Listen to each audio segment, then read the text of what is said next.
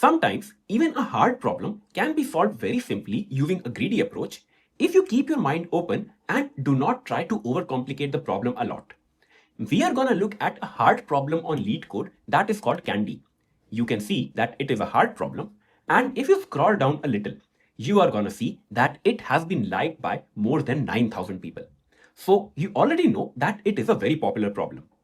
If you take a look at my LeetCode navigator, let us try to find this problem. I'm just gonna filter on all of the hard problems. These are now sorted by likes, and let us try to find the problem candy. There it is. You can already see that it is amongst the top 20 hard problems on LeetCode. And if you scroll a little bit towards the right, you see that it is a problem that involves arrays and the greedy approach, and this has been asked by 23 different companies. So you already know that this problem is very, very important. If you like this Excel sheet where you get a good pathway on how you can approach the LeetCode problems based upon the number of likes, you can find the link in the description below. But for now, let us try to dive into the problem and see what we can do about it. Hello friends, welcome back to my channel. First of all, let's try to make sure that we understand the problem statement correctly. In this problem, there are n children standing in a line, and each of the child has a rating. You have to distribute them candies, and there are two given conditions. The first condition is that each child must get at least one candy. And the second condition is children with higher rating must get a higher candy than their neighbors. You have to distribute the minimum number of total candies such that both of these conditions are satisfied.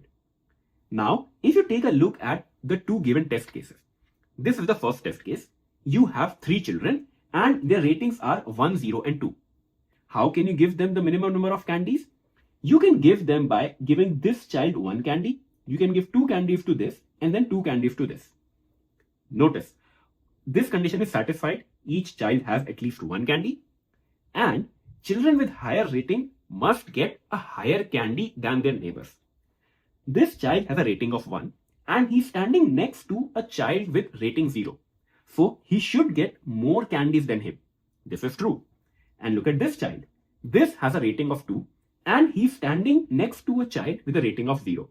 His rating is higher, so he should get more candies. And to satisfy that criteria. So with this minimum number of candies, you satisfy both of these criteria. So the answer to this particular test case is 5, because you will need a minimum of 5 candies. Similarly, if you try to take a look at test case number 2, this is a little bit tricky.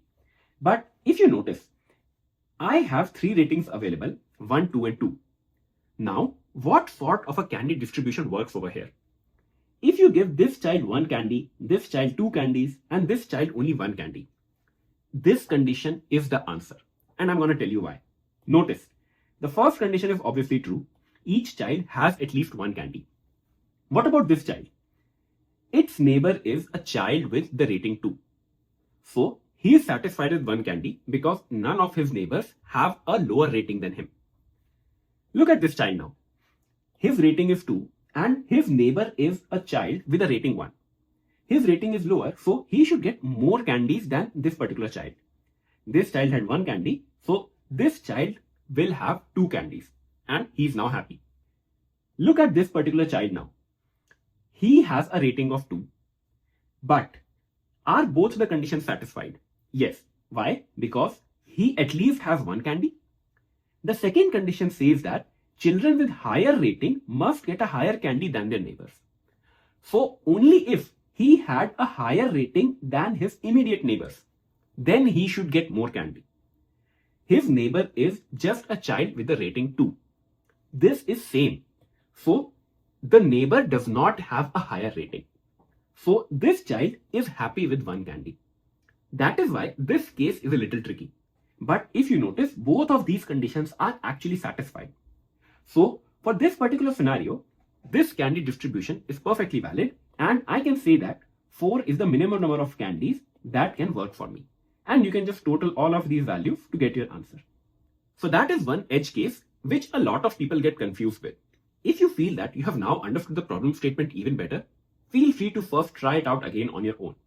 Otherwise, let us dive into the solution and start to think, how can we approach it? The most naive way that comes to my mind is, okay, I'm going to take a brute force approach. I'm going to start with one candy each and then continue to increment.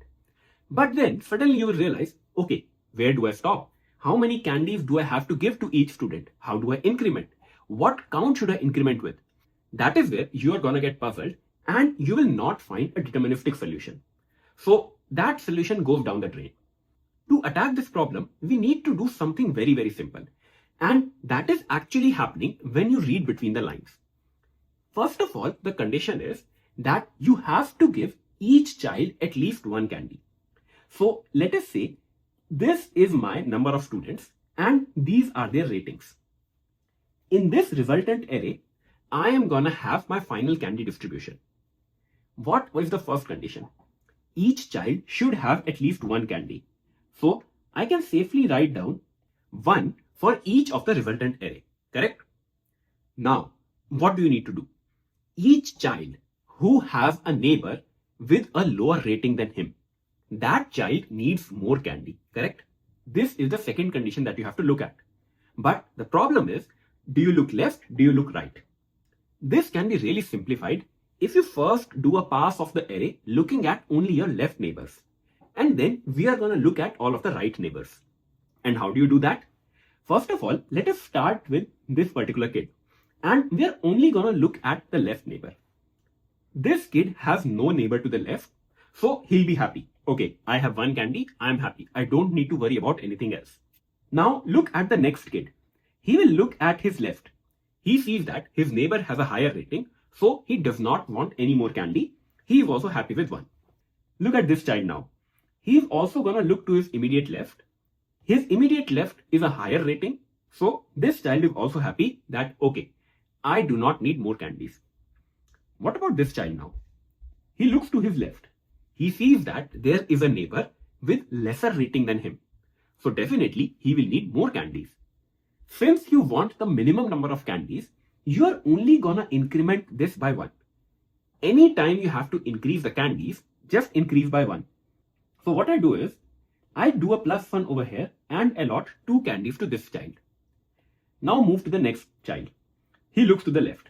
He sees that my neighbor has a lower rating, so he will need more candies than at least his neighbor.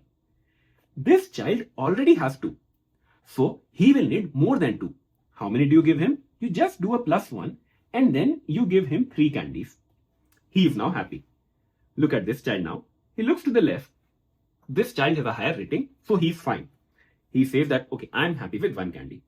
So this way, we have completed one iteration of the array and we have taken care of all of the left neighbors.